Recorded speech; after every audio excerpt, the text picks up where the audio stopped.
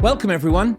Today we're focusing on Zebec's recent acquisition of ScienceCard and what that means for the future of mission-driven finance, DeSci and university infrastructure.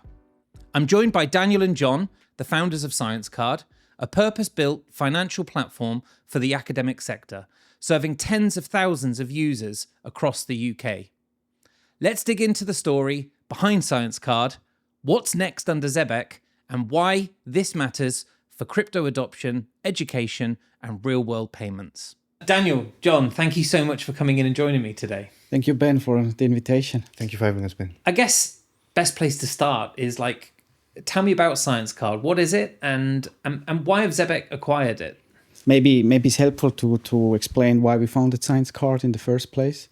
So John and I, we were PhD researchers at universities, and we saw how, the work is very important. Like, it's the birth of invention and helps cure cancer and things that are very important for us and our family. And we saw that there is much more money needed to actually progress. So we were thinking, how can more money flow towards science? And we thought the easiest and a fundamental thing to do in the private economy would be to combine the financial service with the R&D sector. So we came up with a product, ScienceCard, which was a wallet and a card to allow people to contribute to R&D projects, and also part of fees and earnings will go towards research project to cure cancer, improve air quality, make our lives better, and always with the prospect to deliver to the families the future they deserve. That's we think. And we saw there's a great need. Then we met Zebec, and we saw actually there's a massive opportunity to scale this far greater than we have anticipated. So it was strategically, it's a great combination in the crypto space. It is extremely scalable, and it's a very good product for the people who feel good, but it can also have an impact potentially not seen before, and that's why we were full on board with this deal. Love that. Anything you want to add, John? No, I think Daniel described it absolutely perfectly there. It's the inherent need basically to service the higher education sector and bring essentially the money closer to R&D. And, through the alignment with Zebec, we have essentially the perfect partner that is aiming to better integrate and embed itself within the higher education sector, serve the researchers, the students, the alumni, and also the staff of the universities moving forward. So absolutely perfect fit. Absolutely love that. And this idea of combining access to finance with funding research, etc., it's a really, really interesting take on it. It's not one that I'd ever seen before I was introduced to you guys at ScienceCard. Where did the inspiration come from initially? And what long session of brainstorming did you suddenly come up with this notion that it could work to combine these two things? So very simple. We were just thinking which two fundamental pieces can we combine, and then we just said a payment card product where there's a constant money flow has to be combined with R&D. That was very simple. And then I said to John, why is there no ScienceCard in the world? And then he said, I don't know. Probably this is one of those things when you build it, then people ask themselves why I wasn't here before. Yeah, I think just the magnitude of the scenario it can be difficult to comprehend, especially coming in from the R&D space. Your priorities are different as a researcher. You're focusing on getting government funding predominantly. Yeah. Not so much, I would say, private investment, and the ability essentially to match a payments infrastructure that would ultimately de-risk the whole process it's a difficult thing to ask and to imagine. But Daniel did a brilliant job at putting the pieces together, essentially as founder of ScienceCard. And when he described the concept to me, whilst I was in higher education, I was a researcher, planning essentially to stay on and embed myself as an academic full time, I essentially quit my job very, very rapidly, immediately after the conversation, and didn't look back ever since. Amazing. And, in higher education in the UK, you guys are working with some of the biggest institutions in this grand old island. Yeah. What is it then about Science Card that you think has drawn them to come and engage with you and actually get involved in Science Card?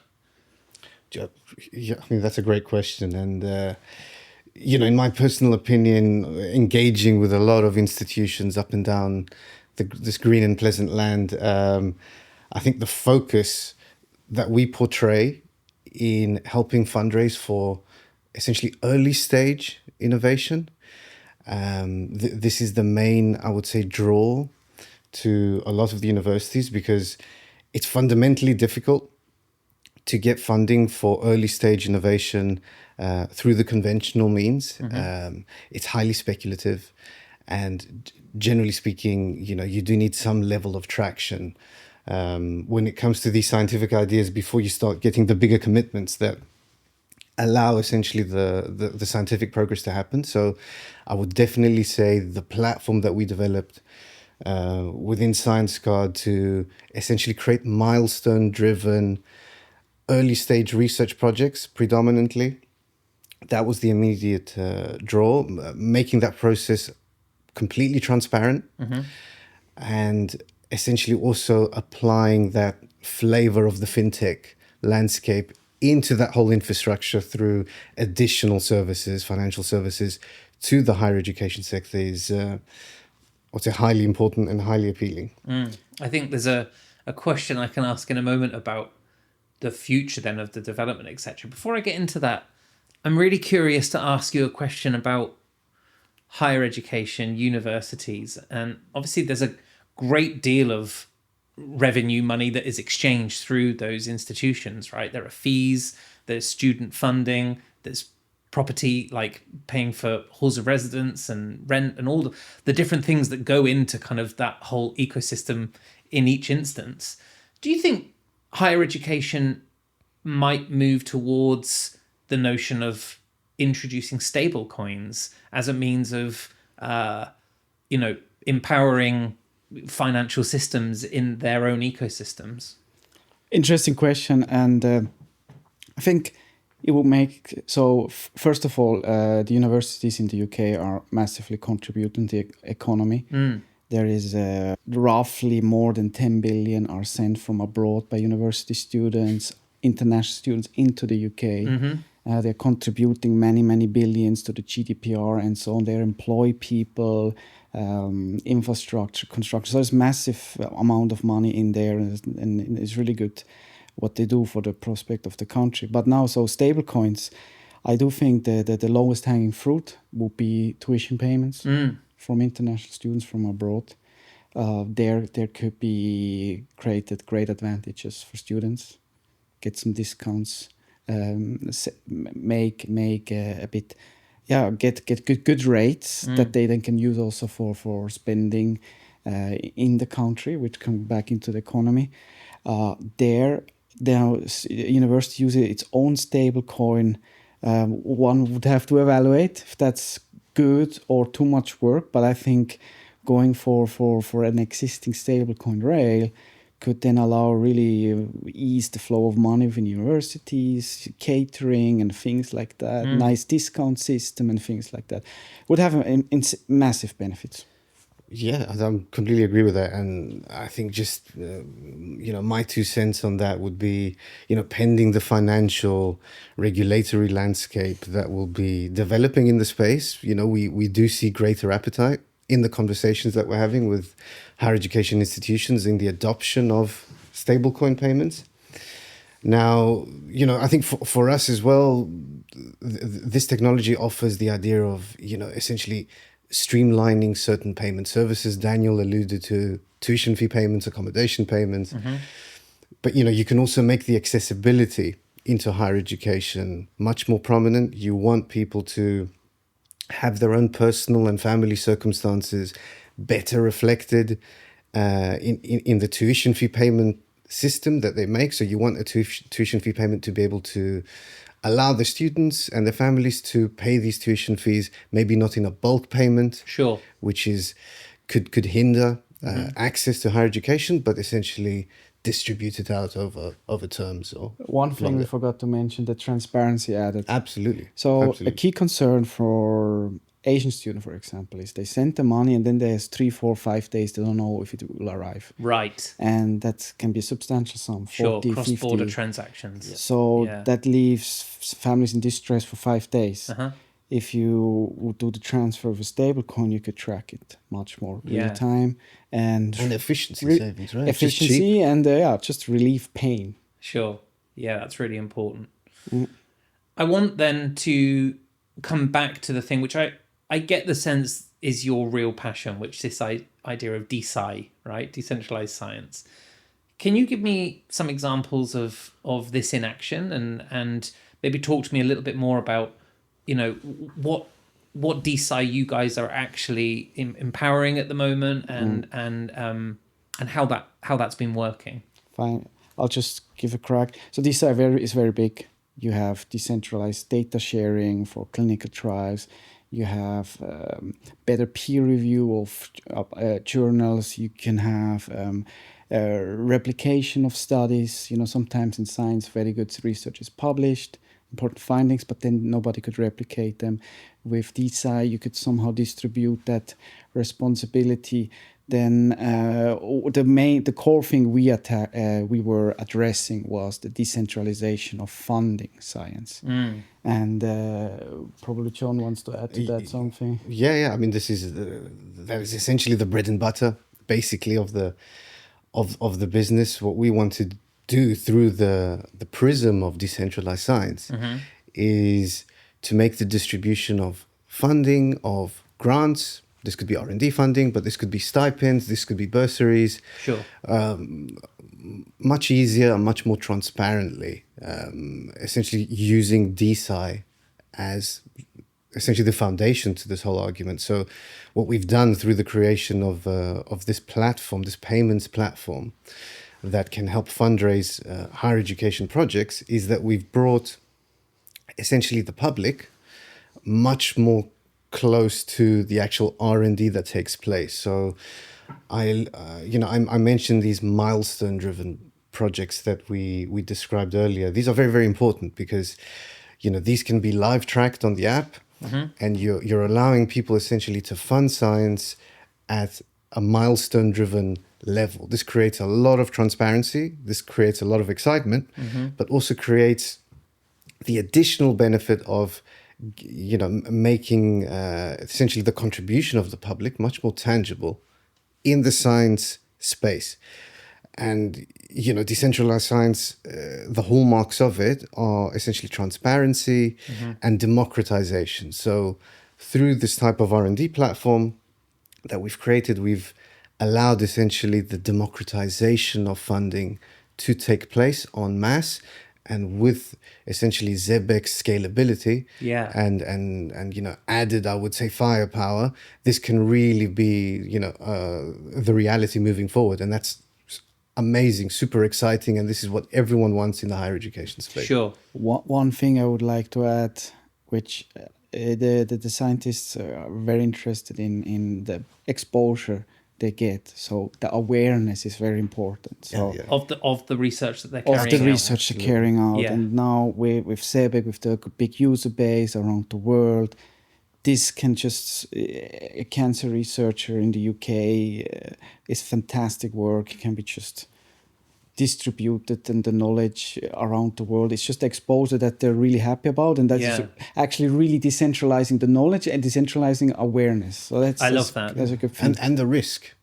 So, you know, through this campaign, essentially, what you can allow is, you know, the greater distribution of knowledge in the broader space. And this allows not only the philanthropic elements to be, you know, catered for through donations and otherwise, but also through the investors. Maybe a sophisticated investor does want to get into the intellectual property that is reflected in a great piece of science.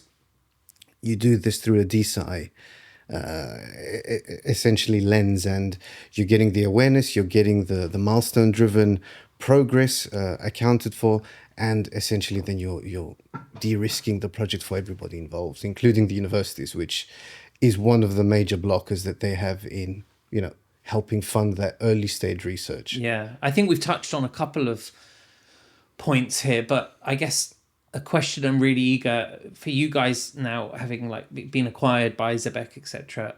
I'm curious then, under the stewardship of the Zebec ecosystem, what you're most excited about in terms of the growth opportunity then for Science Card and also that DeSci opportunity. Yes, so there's the two things we're very excited about. The first thing is attacking the student space. Yeah.